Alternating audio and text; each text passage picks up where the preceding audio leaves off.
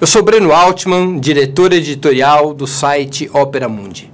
Eu queria convidar vocês a assistirem os vídeos do Opera Mundi no nosso canal do YouTube. Também aproveito para chamá-los a assistir esses mesmos vídeos na TV 247, que é nosso grande parceiro nessa batalha por uma comunicação independente e verdadeira em nosso país. Boa tarde! Está começando mais uma edição do programa 20 Minutos História. O tema de hoje: quem matou Rosa Luxemburgo? No dia 15 de janeiro de 1919, portanto há 100 anos, eram assassinados brutalmente Rosa Luxemburgo e Karl Liebknecht, os dois principais dirigentes do Partido Comunista Alemão, fundadores da Liga Espartaquista, que daria origem àquela agremiação revolucionária alemã. Karl Liebknecht e Rosa Luxemburgo tiveram um papel fundamental na história do movimento socialista. E é necessário conhecer a história dessa grande personagem, Rosa Luxemburgo, nascida na Polônia, mas que fez toda a sua atividade política na Alemanha, para compreendermos por que a sanha assassina se voltou contra essa mulher. Rosa Luxemburgo teve um papel fundamental no movimento operário e social-democrata alemão e europeu desde o início do século XX.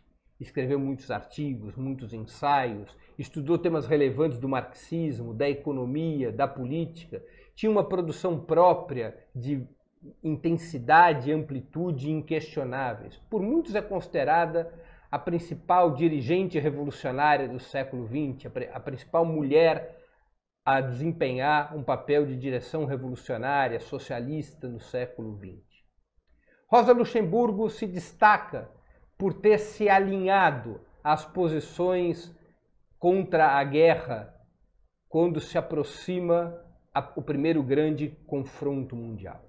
A posição clássica do movimento social-democrata, até então um movimento unificado no início do século XX, a posição histórica desse movimento em relação à guerra era, em caso de explodir uma confrontação armada entre os diversos estados capitalistas, o papel da esquerda era declarar guerra à guerra, era votar contra os créditos militares, era conclamar a população a sabotar os esforços militares e era aproveitar a crise que se abriria no caso de um confronto entre os estados capitalistas para buscar as oportunidades da eclosão de uma revolução proletária, de uma revolução socialista.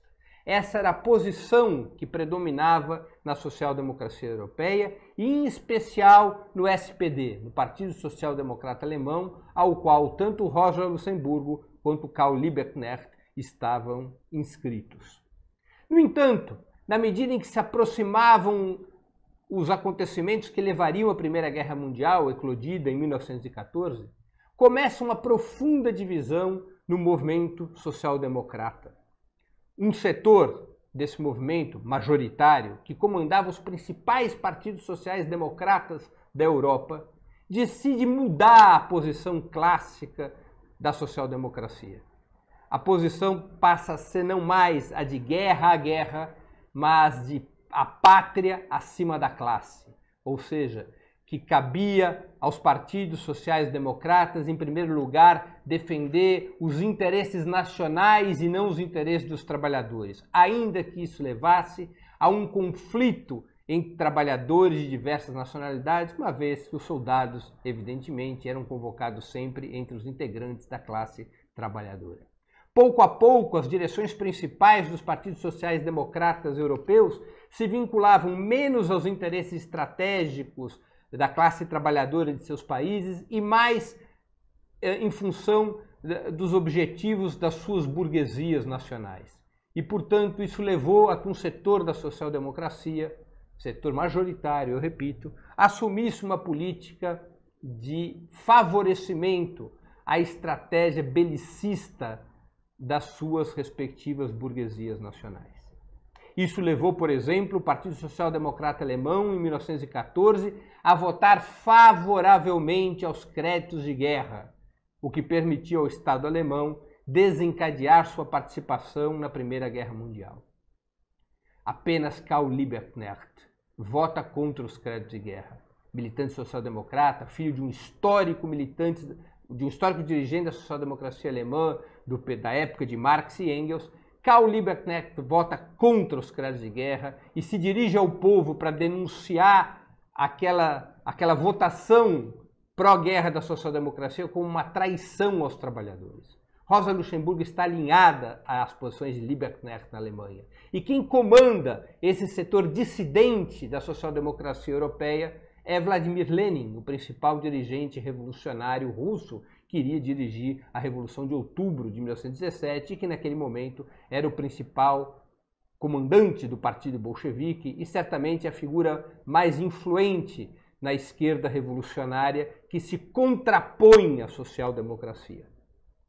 É tão forte essa contraposição, essa divisão no seio da social-democracia, dividindo reformistas de um lado, depois chamados apenas de sociais-democratas, e revolucionários de outros, que dariam origem à Terceira Internacional, Internacional Comunista e aos partidos comunistas da Europa. Era tão forte o confronto que, por exemplo, na Alemanha, quando começa a guerra, tanto Karl Liebknecht quanto Rosa Luxemburgo são presos. Apesar de ser deputado, Karl Liebknecht passa 2 anos e meio na cadeia. Rosa Luxemburgo, quase 4 anos na cadeia. Exatamente porque eram contra a guerra. Eram governos conservadores que então dirigiam a Alemanha. Era o governo do Kaiser. A Alemanha era um império, mas a social-democracia alemã, a maioria da social-democracia alemã, estava alinhada com as posições da burguesia do seu país e não mover uma palha contra a prisão de Liebknecht, de Rosa Luxemburgo e de outros revolucionários que se opunham à guerra imperialista e que faziam conclamações à paz e à transformação da guerra interimperialista em revolução proletária, em um levante contra os governos burgueses de seus países. É uma ruptura, portanto, profunda no seio da social-democracia.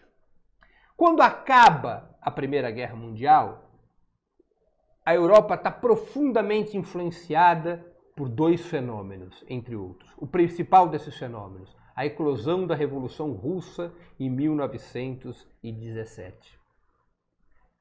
Lenin, fiel à estratégia que havia desenhado de guerra a guerra, orienta o Partido Bolchevique a se aproveitar do colapso russo em função da Primeira Guerra Mundial para organizar trabalhadores, camponeses, soldados para o levante armado que em outubro de 17 faria sucumbir o governo burguês de Kerensky, estabelecendo pela primeira vez na história um governo de caráter proletário, de caráter socialista, dirigido pelo Partido Bolchevique. Esse foi um primeiro grande fenômeno a influenciar o conjunto da classe trabalhadora europeia, e em especial da classe trabalhadora alemã.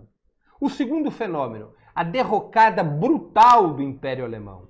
A Alemanha era um país que se industrializava aceleradamente desde o final do século XIX, era um país que tinha vivido tardiamente sua unificação, era um país armado, bem armado, com sólida massa crítica cultural, um celeiro de quadros científicos e culturais. A Alemanha era o país fundamental da Europa e ela entra numa derrocada brutal depois de derrotada pela aliança entre França e Inglaterra no confronto mundial, na Primeira Guerra Mundial, como entrou para a história esse episódio. Essa derrocada alemã é um fenômeno de grande alcance porque ela coloca em risco, pela primeira vez, o capitalismo numa potência avançada. Não era como a Rússia, um país atrasado, um país periférico do capitalismo. Não, a Alemanha era um país central do capitalismo. E a derrocada do país depois da guerra, a destruição da sua economia, das suas instituições, permite o avanço de um poderosíssimo movimento revolucionário dirigido pela Liga Espartaquista de Rosa Luxemburgo e Karl Liebknecht. A Liga Espartaquista ela é produto da cisão da social-democracia em função da discussão sobre o que fazer com a Guerra Mundial. E depois viria a se transformar no Partido Comunista Alemão, conhecido pela sigla em alemão de KPD. Dirigidos pela Liga Espartaquista, os trabalhadores, em especial das grandes cidades alemãs, entram em greves, lutas sociais, movimentos insurrecionais, criam conselhos de trabalhadores, aproveitando-se do exemplo da Revolução Russa. Conselhos de trabalhadores são criados em grandes cidades alemãs, e em especial em Berlim, que era o epicentro desse processo revolucionário que estava em curso na Alemanha. O desmonte da Alemanha é tão poderoso que o império cai. O Kaiser é obrigado a emigrar, a fugir do país. E o governo daquele país maltrapilhado, daquele país feito em pedaços, cai nas mãos da social-democracia alemã. Cai nas mãos de uma trinca de dirigentes sociais-democratas que passariam a dirigir o país e que fundariam a chamada República de Weimar. Cai nas mãos de Friedrich Ebert, cai nas mãos de Philipp Scheidemann e cai nas mãos de Gustav Nosk. Essa trinca passa a dirigir o país. Friedrich Ebert é o grande líder da social-democracia alemã naquele momento e é o homem que dirige o Estado alemão depois do colapso que levaria ao fim do Império, a abdicação do Kaiser e seu exílio.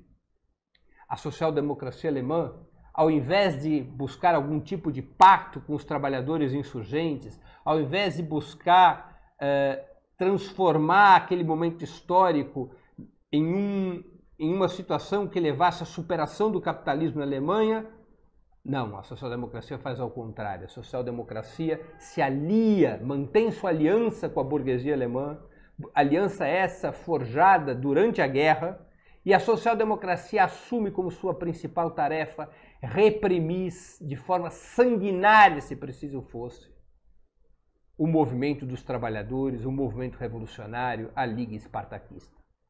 É tão profundo esse compromisso da social-democracia, da maioria da social-democracia, porque havia dissidentes entre os sociais-democratas, era tão profundo o compromisso da maioria da social-democracia alemã em reprimir a revolução, em reprimir os trabalhadores, que ela convoca para formar as forças militares do novo governo os antigos Freikorps, os bandos paramilitares do exército monárquico que haviam servido sobre as ordens do Kaiser. Tropas que depois viriam a servir de plataforma para a ascensão do nazismo. São a essas tropas, aos Freikorps, que recorre a social-democracia alemã para reprimir o movimento revolucionário, para reprimir a Liga Espartaquista, para reprimir os comunistas alemães. A social-democracia passa a ver, neste contexto, Rosa Luxemburgo e Karl Liebknecht como inimigos a serem abatidos. Como inimigos a serem abatidos dentro de uma estratégia que levasse à derrota da Revolução Alemã. A repressão contra os trabalhadores é gigantesca. Cansados da guerra, sem uma organização partidária forte como a que haviam tido os trabalhadores russos com o desenvolvimento do Partido Bolchevique, divididos, ainda sem experiência acumulada ao redor da Liga Espartaquista, o fato é que os trabalhadores alemães não suportam manter o clima de confronto contra o governo burguês de Ebert, Scheidemann e Nosk, e a revolução vai perdendo força. E no dia 13 de janeiro de 1919, a insurreição em Berlim é derrotada, os conselhos são esmagados, as forças revolucionárias são praticamente dissolvidas pela ação do governo de Ebert e Scheidemann e pelas operações dos Freikorps dirigidos por esse governo. Mas não bastava derrotar o movimento revolucionário e insurrecional dos trabalhadores de Berlim. Era fundamental, na lógica do governo social-democrata, ceifar as cabeças de Rosa e Liebknecht. E assim o fazem. No dia 15 de janeiro de 1919, ambos são detidos pelos Freikorps, torturados, trucidados e mortos a tiros. Seus corpos foram jogados, um no rio, outro nas ruas, criaram falsas versões, porque fake news não é uma novidade inventada pelo Bolsonaro ou pelo Trump. Fake news também foi a arma da social-democracia alemã para relatar como teriam sido mortos Liebknecht e Rosa. As narrativas, então, contadas pelo governo de Ebert, Scheidmann e Nosk, era de que Liebknecht teria sido abatido enquanto tentava fugir de uma ordem de prisão. O corpo de Liebknecht foi encontrado 2 semanas depois de seu assassinato, e essa foi a versão que tentaram imputar. Enquanto Rosa Luxemburgo teria sido linchada por alemães insatisfeitos, furiosos com sua posição contra a guerra, por ela ser polonesa e judia, e, portanto, por ser uma traidora da pátria alemã, e, nesse sentido, teria provocado uma revolta de cidadãos alemães que a teriam linchado. Versões falsas e mentirosas construídas pela imprensa social-democrata e burguesa daquele país, com o único motivo de lavar as mãos sujas do sangue comunista, do sangue de Rosa e Liebknecht, as mãos de Ebert, Scheidmann e Nosk. Esse seria um episódio dramático na história do movimento operário alemão e do movimento socialista europeu. Porque a social-democracia alemã, com essas mãos sujas de sangue, seguiria num caminho de divisão e ódio até a ascensão de Hitler. Para vocês terem uma ideia, essa mesma social-democracia de Scheidmann, Nosk e Ebert apoia em 1932 a eleição de Hindenburgo para a presidência da República. E Hindenburgo, um velho marechal do exército imperial, seria quem apontaria Hitler como chanceler alemão, dando origem ao Reich e, portanto, à ascensão do nazismo ao poder. Para a social-democracia alemã, entre os anos 10 e os anos 30, o inimigo principal não era a burguesia alemã, o inimigo principal não era o império, o inimigo principal não era a aristocracia, o inimigo principal eram os setores revolucionários da classe trabalhadora alemã que tinham em Rosa Luxemburgo sua grande dirigente. Portanto, respondendo ao título desse programa, Quem matou Rosa Luxemburgo, poderíamos responder, ainda que os autores materiais desse homicídio tenham sido soldados e oficiais dos Freikorps imperiais, em especial o réu confesso, capitão Pabst, os autores reais da ordem de assassinato de Rosa e Liebknecht, a mão que balançou o berço desse assassinato, essas mãos são da social-democracia alemã. São as mãos de Ebert, Scheidmann e Nosk, num crime jamais reconhecido pelo Partido Social Democrata em toda a sua envergadura, mesmo nos dias de hoje. Aqui encerro minha exposição de hoje. Antes de encerrarmos o programa, 2 mensagens importantes. A primeira delas, não deixem de fazer uma assinatura do canal do Opera Mundi no YouTube. Nessa plataforma, vocês poderão assistir nossas transmissões ao vivo, bem como pesquisar e assistir, evidentemente, edições anteriores, tanto do programa 20 Minutos, quanto de outros programas da TV Opera Mundi. O YouTube é uma plataforma muito mais amigável para assistir vídeos, para fazer comentários, inclusive para contribuir financeiramente para o canal do Opera Mundi através do Super Chat. Segunda mensagem, peço a vocês que façam uma assinatura solidária do Opera Mundi. A assinatura solidária é um pequeno valor mensal que nossos leitores e espectadores pagam para que nós possamos ter os recursos necessários ao desenvolvimento de um trabalho jornalístico de qualidade e independente, para que nós possamos travar a batalha cotidiana de informação e ideias contra a imprensa de direita, para que nós possamos participar ativamente com o trabalho jornalístico da resistência contra essa onda conservadora que ataca o nosso país e o mundo. Para ter mais informações sobre a assinatura solidária, www.operamundi.com.br/apoio. Vou repetir, www.operamundi.com.br/apoio. Nesse endereço, vocês poderão obter mais informações sobre a assinatura solidária e realizá-la. É muito importante para nós, é muito importante para o futuro da imprensa independente. Termino agradecendo a todos que nos acompanharam nessa sexta-feira e voltaremos a nos ver na próxima segunda com o 20 Minutos Nacional. Um grande abraço e até lá!